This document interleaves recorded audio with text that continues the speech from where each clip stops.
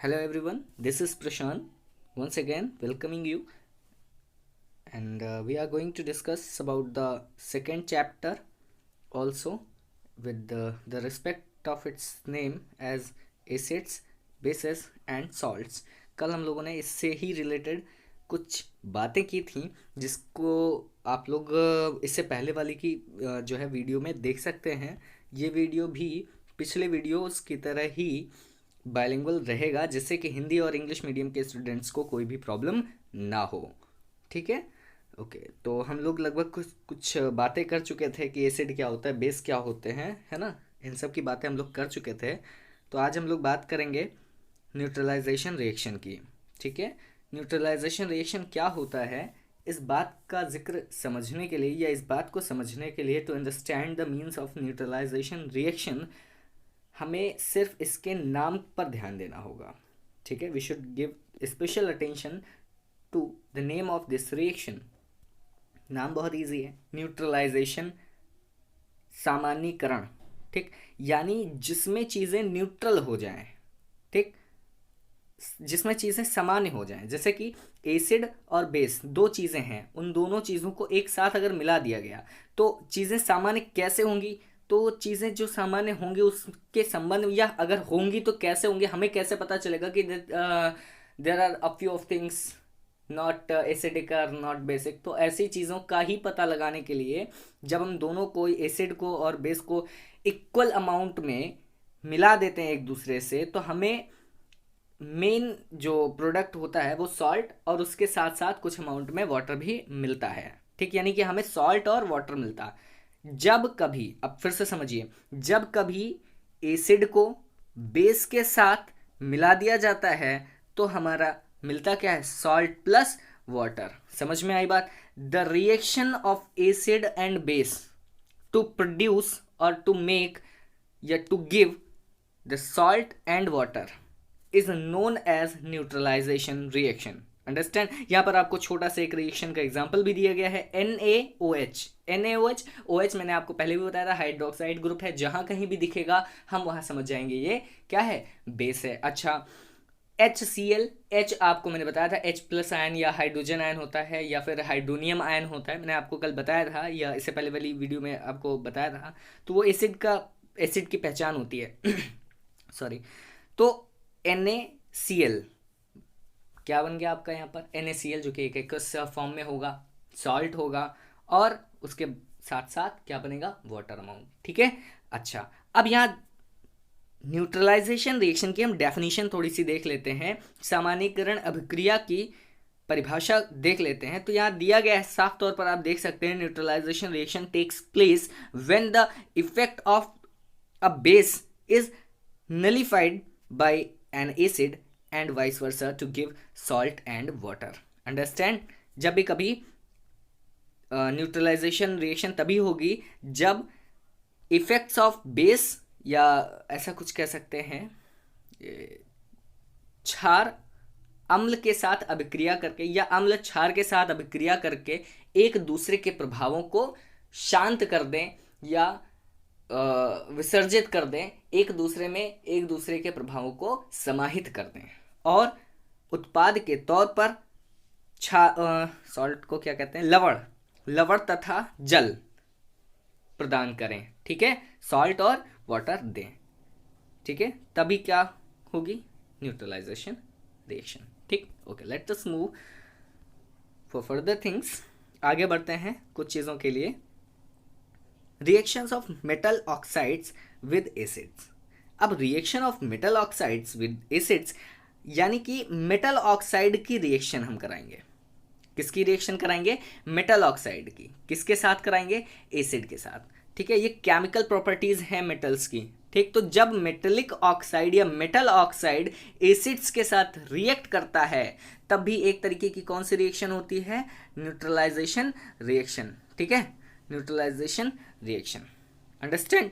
अब neutralization reaction जो है वो क्या है, आइए जरा समझते हैं। जो मेटेलिक ऑक्साइड है, मतलब ऐसा ये जो न्यूट्रलाइजेशन रिएक्शन एक तरीके की है तो क्यों है, तो उसका कारण ये है कि जब भी कोई मेटेलिक ऑक्साइड होगा, जैसे यहाँ पर एग्जांपल पे आप देख रहे हैं कॉपर ऑक्साइड, तो कॉपर ऑक्साइड किसका काम करता है, मेटेलिक ऑक्साइड हमेशा का हमेशा ये काम करेगा एक बेस का। किसका काम करेगा, बेस का। अच्छा, अब मेटेलिक ऑक्साइड बेस का काम कर रहा है, जब इसकी रिएक्शन कराई जाएगी एसिड से, किससे, एसिड से, तो ये भाई बेस, इधर बेस बन गया, इधर एसिड हो गया, तो acid plus base it gives out two salt and water. Acid और मतलब अम्ल और क्षार मिलकर के क्या देते हैं, लवण और जल। ठीक, अम्ल और क्षार के मिलकर के लवण और जल देने या उत्पाद के तौर पर उत्पन्न करने या निर्मित करने की प्रक्रिया ही क्या कहलाती है, सामान्यीकरण अभिक्रिया कहलाती है। ठीक है, तो अब CuO copper oxide plus hydrochloric acid HCl it gives to copper chloride with water. समझ में आ गई बात। चलिए, मुझे थोड़ी सी उम्मीद है कि आपको समझ में आ रहा होगा। आगे बढ़ते हैं। चलिए अब बात करते हैं non metallic oxides with base, मतलब जब नॉन मेटेलिक ऑक्साइड बेस के साथ रिएक्ट करेगा तो कैसी चीज़ें होंगी या कौन सी रिएक्शन होगी। ठीक है, और जो प्रोडक्ट होगा वो प्रोडक्ट क्या होगा। ठीक, अब ज़रा यहाँ ध्यान देने वाली बात यह है कि जैसे अभी हम लोगों ने देखा मेटेलिक ऑक्साइड जो था हमारे पास वो एसिड के साथ रिएक्ट कर रहा था। ठीक है, तो हमारा क्या मिल रहा था, सॉल्ट एंड वाटर। ठीक है, लेकिन अब हमारे पास क्या है, नॉन मेटेलिक ऑक्साइड, लेकिन रिएक्ट करेगा किसके साथ, बेस के साथ, तब भी हमें वही मिलेगा जो ऊपर वाली प्रोसेस से मिला या ऊपर वाली अभिक्रिया से मिला। समझ में आ रही बात। Non metallic oxide, non metallic oxide किसका काम करता है, जैसे मेटेलिक ऑक्साइड हमारा बेस का काम करता है, तो नॉन मेटेलिक ऑक्साइड हमारा काम करता है किसका, एसिड का। किसका, एसिड का। ठीक, तो जब एसिड भाई साहब मिलेगा किसके साथ मिलेगा, बेस के साथ, तो क्या हमें प्रोडक्ट क्या मिलेगा, main product salt with water. समझ में आ रही बातें। अच्छा, तो अब जरा इसी चीज की एक एग्जांपल के तौर पर रिएक्शन यहां पर दी गई है, आप इसको समझ सकते हैं। कैल्शियम हाइड्रोक्साइड है, कैल्शियम हाइड्रोक्साइड की रिएक्शन हो गई किसके साथ, बेस के साथ, CO2 के साथ, और उसके बाद हमारा ये क्या बोलते हैं जो है कैल्शियम कार्बोनेट, और इसको ये क्या लिया है, इसको क्या बोलते हैं, वाटर। ठीक है, आगे बढ़ते हैं। अब जरा इसमें एसिड या बेस जब पानी में अगर घोल दिए जाएं तब क्या होगा, तो कोई दिक्कत नहीं है। हमने जब एसिड और बेसिस की शुरुआत की थी तो आपको ये बताया था that acid contains hydrogen ion and bases contains hydroxide ions. Understand. तो जब हम एसिड को पानी में घोलेंगे ना, वाटर में, जल में, तब यही हाइड्रोजन आयन जो है H पॉजिटिव अपने एसिड से निकल करके वाटर में मिल जाएगा। ठीक है, और ये वाटर के साथ रिएक्ट करके क्या बना देगा, हाइड्रोनियम आयन, और जो क्लोरीन आयन है वो इस तरीके से फ्री हो जाएगा। अंडरस्टैंड। अच्छा, अब इसी तरीके से जैसे एक एग्जांपल के तौर पर ले लेते हैं, हमारे पास सोडियम हाइड्रोक्साइड, ठीक, और वाटर के साथ इसकी रिएक्शन करा देते हैं। तो वाटर के साथ अब देखो ये जो OH है, ठीक है, ये OH इधर से हट करके इधर की ओर चला आएगा वाटर के साथ। ठीक, और ये जो सोडियम है ये फ्री हो जाएगा, लेकिन इस तरीके से नहीं होगा। इसका एग्जांपल आपको यहाँ पर दिया गया है, नीचे की साइड में आप देख रहे हैं कुछ इस तरीके से।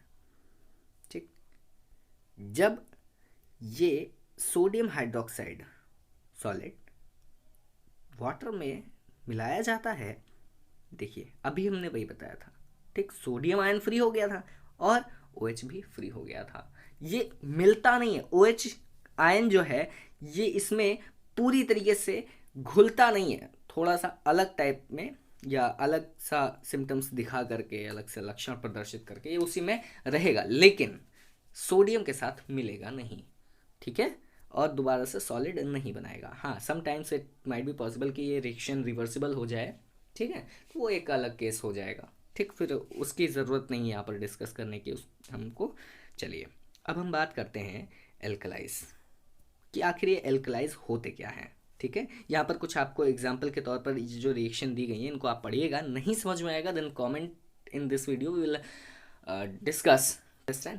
आइए बात करते हैं एल्कलाइज क्या होते हैं। तो एल्कलाइज समझने के लिए बहुत बहुत ईजी है। फिलहाल उससे पहले हम ये समझ देखते हैं कि यहाँ दिया क्या गया है। ठीक है, एल्कलाइज के तौर पर दिया है तो आखिर क्या है, तो उस बात को समझने के लिए यहाँ दिया है all basis do not dissolve in water. बिल्कुल सही बात है, आप भी समझ लीजिए कि जितने भी बेस होते हैं वो do not dissolve in water, पानी में घुलते नहीं हैं। जितने भी बेसेस होते हैं वो पानी में घुलते नहीं हैं। But an alkali is a base that dissolves in water. जो एल्कलाई होता है वो एक तरीके का बेस ही है, लेकिन कैसा बेस है?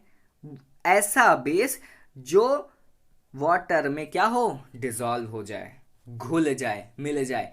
ठीक, तो हम ये जानते हैं साधारणतया सभी प्रकार के क्षार जल में अविलेय होते हैं, अघुलनशील होते हैं, जल में मिलते नहीं हैं। लेकिन एल्कलाई एक ऐसे प्रकार के क्षार होते हैं जो जल में घुलनशील हो जाते हैं या जल में मिल जाते हैं, जल में विलय हो जाते हैं। ठीक है, common alkalis are sodium hydroxide, potassium hydroxide, calcium hydroxide and ammonium hydroxide. ठीक है, यहाँ पर आपको कुछ एग्जाम्पल्स भी दिए गए हैं। These are exemplification of this term. Okay, एक छोटी सी बात, जैसे आप सबके पास मोबाइल फ़ोन तो होगा ही, तो मोबाइल फ़ोन के बारे में एक स्टेटमेंट आपने ज़रूर से सुना होगा, और वो ये होगा कि सारे स्मार्टफोन्स जो होते हैं वो एंड्रॉयड नहीं होते हैं, लेकिन सारे एंड्रॉयड मोबाइल हमेशा स्मार्टफोन होते हैं। ठीक है, सारे स्मार्टफोन एंड्रॉयड नहीं होते, लेकिन एंड्रॉयड हमेशा स्मार्टफोन होते हैं। उसी तरीके से यहां पर एल्कलाइज के बारे में भी डिस्कशन है। क्या है? देखिए, all alkalis are bases but all bases are not alkalis. जितने एल्कलाई होते हैं वो क्या होते हैं? बेस। लेकिन सारे बेस एल्कलाई नहीं होते। समझ में आ रही बात? आगे बढ़ते हैं।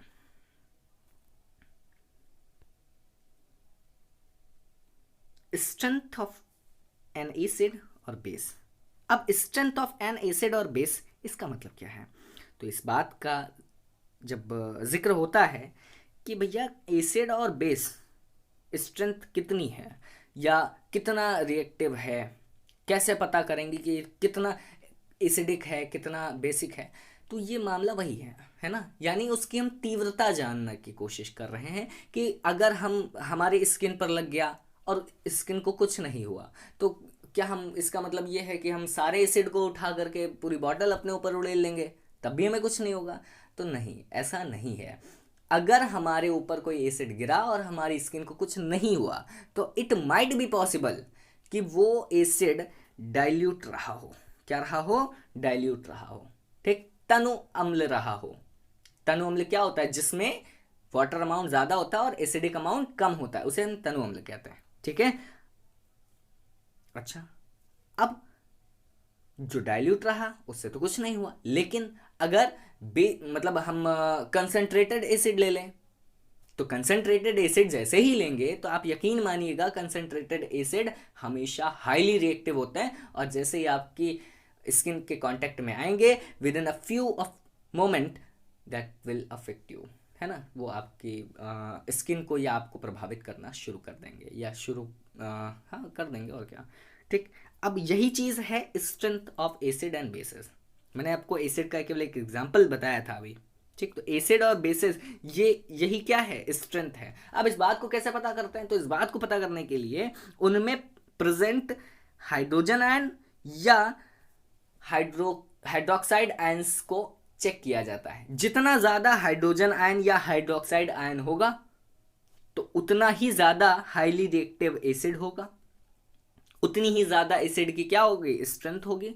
और अगर OH आयंस ज़्यादा है, बहुत ज़्यादा है, तो उतना जितना ज़्यादा होगा उतना हाईली रिएक्टिव हमारा बेस होगा। अंडरस्टैंड? ओके, तो ये बात आपने समझी। अब जरा इन्हीं चीज को हम समझते हैं पीएच स्केल से, ठीक। क्योंकि हमें ये पता करना है ना कि हमारे पास जो एसिड है वो कितना एसिडिक है, कितना बेसिक है। तो इस बात का पता हमें कैसे चलेगा? तो हाइड्रोजन आयन से या हाइड्रोक्साइड आयन से। तो हम लोगों ने हाइड्रोक्साइड आयंस को चेक करने का एक अलग तरीका निकाल रखा है, लेकिन उससे इजी कॉन्सेप्ट या इजी तरीका हमें मिला है पीएच स्केल का। अब पीएच स्केल क्या होता है तो यहां पर दिया गया है, ठीक। ओ सॉरी, पीएच स्केल का मतलब यहां पर फिलहाल होता क्या है, ये होता है पोटेंशियल ऑफ हाइड्रोजन, ठीक है। पोटेंशियल पोटेंशियल ऑफ हाइड्रोजन, ठीक है। तो पोटेंशियल ऑफ हाइड्रोजन, या इसको हम इस तरीके से कह सकते हैं पोटेंशियल ऑफ, है ना, पोटेंशियल ऑफ हाइड्रोजन आयंस। समझ में आ रही बात है? तो पोटेंशियल ऑफ हाइड्रोजन आयंस किस पर इंडिकेट किया जाता है? तो पीएच स्केल पर इंडिकेट किया जाता है। याद रखिएगा, इसको हम जिस तरीके से लिखा हुआ है इस तरीके से नहीं लिखते हैं हम इसको। यहाँ पर जो लिखा हुआ है ये बिल्कुल करेक्ट फॉर्म है, ये पी स्मॉल में होना चाहिए था, ठीक।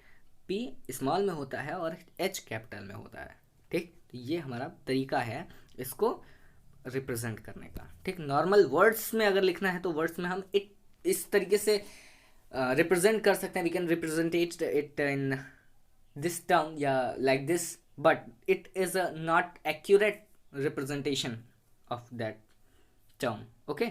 अच्छा, इस बात का पता कैसे लगाएंगे कि इसमें क्या है और एसिड कब होगा, बेस कब होगा, या न्यूट्रल है तो न्यूट्रल नाम की क्या चीज़ होती है? तो इस बात का पता लगाने के लिए एक स्केल डेवलप कर दी गई है, ठीक, कि जिसमें हमारे पास ये स्केल जो होती है वो होती है ज़ीरो से लेकर के, सॉरी, वो क्या होती है, ज़ीरो से लेकर के, ज़ीरो से 7 होते हुए 14। अब 0 से 7 होते हुए 14, इसके पीछे एक छोटा सा कॉन्सेप्ट है, वो भी आपको धीरे धीरे क्लियर हो जाएगा।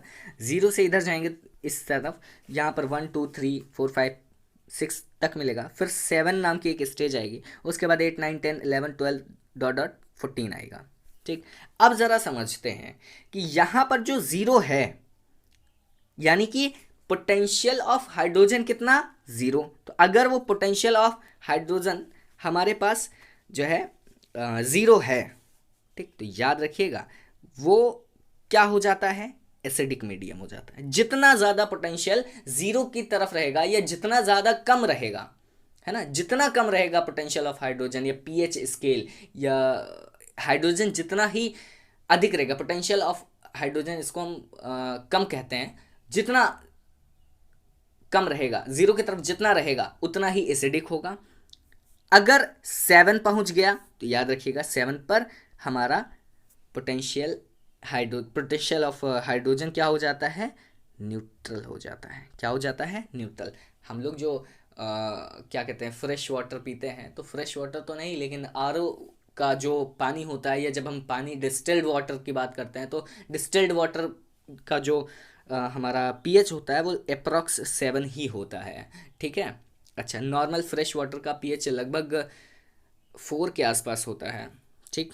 4 तो नहीं, 4 तो ब्लड का होता है। अभी आपको यहाँ पर नीचे मैं बता दूंगा इसी वीडियो में आगे। खैर, यहाँ जो 14 है ना, अब ये 14 क्या है, तो 14 की तरफ हम जैसे जैसे बढ़ते जाएंगे, यानी 7.1 7.2 7.3 या 8 9 10 11 12 मतलब ऐसे से डॉट डॉट करके 14 तक जैसे ही हम जाएंगे तो हम किस तरफ बढ़ रहे हैं, 7 से 14 बेस, 7 न्यूट्रल, और इधर यानी यहाँ पर हमारा आ गया एसिडिक, ठीक।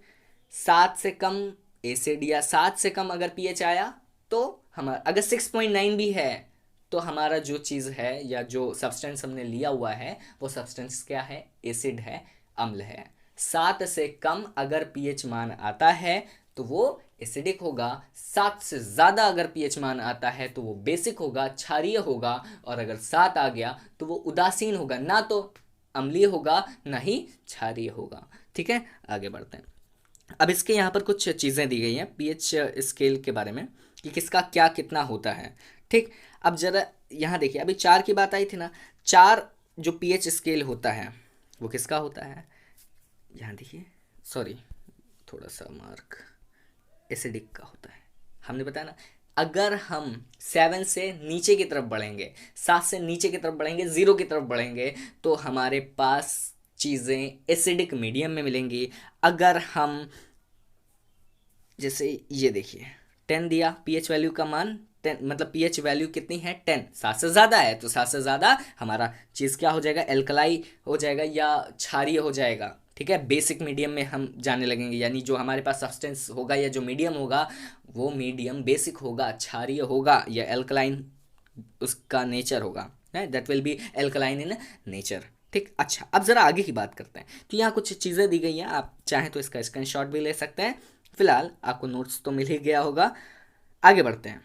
तो स्ट्रॉन्ग एसिड्स वगैरह के बारे में आज चीज़ें दी गई हैं। स्ट्रॉन्ग एसिड्स वगैरह आप देख सकते हैं।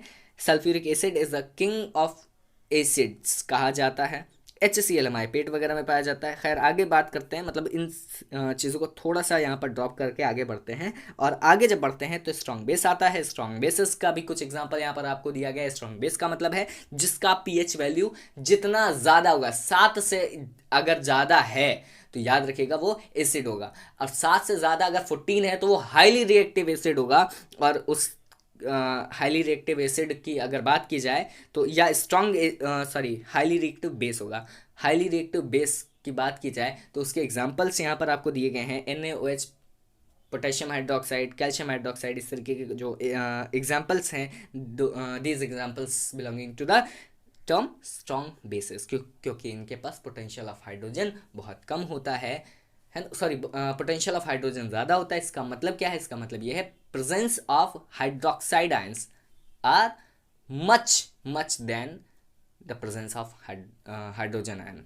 ठीक है, आगे बात करते हैं वीक बेस क्या होता है। तो वीक बेस जितना कम हाइड्रोक्साइड आयन होगा, ठीक, वीक बेस की हम बात कर रहे हैं यहाँ पर। वीक बेस में क्या है, जितना कम हाइड्रोक्साइड आयन होगा। अब हाइड्रोक्साइड कम होगा, इसका मतलब क्या है, तो इसका मतलब ये है कि जितना ज़्यादा, सॉरी, जितना कम इसका, जैसे मान लिया 7.0001 अगर ये हमारा पीएच आता है, तो ये बहुत ही लो रिएक्टिव बेस होगा या वीक बेस होगा, यानी कमज़ोर क्षार होगा या कमज़ोर क्षारीय प्रवृत्ति का सॉल्यूशन होगा। समझ में आ रही बात। 7 से ज़्यादा, इसलिए इसका जो नेचर होगा that will be alkaline in nature, है ना। आगे बात करते हैं, अब बात करते हैं सॉल्ट्स। कुछ सॉल्ट जो होते हैं वो कैसे होते हैं। वैसे यहाँ पर कुछ आपको एग्जाम्पल दिया गया है, ठीक। पोटेशियम सल्फेट दिया गया है, जो कि आप इस तरीके से देख सकते हैं, है ना। पोटेशियम सल्फेट यहाँ पर जो एग्जाम्पल में है उसका फॉर्मूला सीधा सीधा देखते हैं। पोटेशियम का मतलब के, और सल्फेट ग्रुप जुड़ा है तो डबल नेगेटिव आयन होंगे, जिसकी वजह से K2SO4 इसका फॉर्मूला बनता है। अच्छा, ये किन से बनता है, तो पोटेशियम हाइड्रोक्साइड और जब सल्फ्यूरिक एसिड दोनों को मिला देते हैं तो ये हमारा वाटर अमाउंट के साथ डेराइव हो जाता है। ठीक है, अच्छा, उसी तरीके से सोडियम सल्फेट भी है। जब सोडियम हाइड्रोक्साइड को सल्फ्यूरिक एसिड के साथ मिक्स कर दिया जाता है तो सोडियम सल्फेट बनता है, और उसी तरीके से इसमें भी रिएक्शन होती है, बीच वाला आप देख ही चुके हैं। और इसीलिए अमोनियम क्लोराइड की बात करते हैं। अमोनियम क्लोराइड NH4OH होता है, और NH4OH जब रिएक्ट करता है हमारा HCl से, that will give us NH4Cl which is ammonium chloride. Understand. आगे बात करते हैं। एक छोटा सा जो नोट है उसको ध्यान से देखने वाली बात क्या है, तो उसमें ये दिया है NaCl and Na2SO4 that belong to family of the salts as they have the same radicals. Similarly, sodium chloride and potassium chloride belong to the family of chloride salts. Understand? ठीक, आगे की बात करते हैं, क्योंकि इसमें जो है पीछे के जो ग्रुप्स हैं वो चेंज हैं, इस वजह से ऐसा हुआ है, और जो ग्रुप हैं वो सेम है। Importance of pH in are daily life, इसके बारे में आप सभी जानते हैं। Importance of pH in are daily life, इसका मतलब क्या है, इसका मतलब ये है कि हमारे डेली लाइफ में, डेली रूटीन में पीएच का मतलब क्या है, या इसकी इम्पोर्टेंस क्या है। तो याद रखिएगा, अगर हम खाना खा रहे हैं और उस खाने का वैल्यू या अमाउंट उस खाने में जो है बेस ज़्यादा हो जाए तो भी हमारा डाइजेस्टिव सिस्टम प्रॉब्लम क्रिएट कर सकता है। हमारी बॉडी प्रॉपरली फंक्शनिंग नहीं कर पाएगी, हम सही से उठ नहीं पाएंगे, सही से बैठ नहीं पाएंगे। या मान लिया हमने ज़्यादा एसिडिक मीडियम का फूड खा लिया और ज़्यादा मतलब कैरी आ रही है तो कैरी ही खा लिया घर पे, है ना, तो उससे हमारे दांतों में खट्टापन हो जाएगा, जिसके कारण हम फिर फूड खा नहीं पाएंगे, दांतों में सेंसिटिविटी आ जाएगी, या हमारा जो डाइजेशन है खट्टी डकारों का आना, है ना, तो ये इस तरीके की कुछ प्रॉब्लम्स होंगी, जिससे कि हमारा ये सिम्टम्स हैं। किस चीज़ के सिम्टम हैं?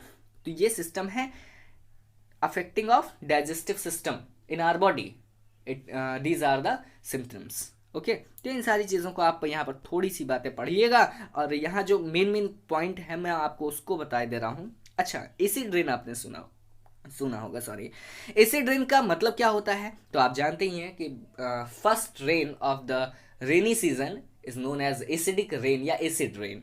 अब एसिड रेन, क्या एसिड बरस जाता है ऊपर से? तो ऐसा नहीं है कि एसिड ही बरसता है, लेकिन जो वाटर ड्रॉपलेट्स ऊपर स्काई से अर्थ सरफेस पर आ रही हैं, क्लाउड से अर्थ सरफेस तक आ रही हैं, वहां उनके बीच में जो भी गैसेस या हार्मफुल गैसेस हैं उनसे रिएक्ट हो रही है, वो वाटर ड्रॉपलेट रिएक्ट कर रही है, और रिएक्ट करने के बाद वो एसिडिक सॉल्ट में कन्वर्ट हो जाते हैं, ठीक है, या एसिडिक मीडियम में कन्वर्ट हो जाते हैं, जिसकी वजह से हमारी जो रेन है that will known as acid rain.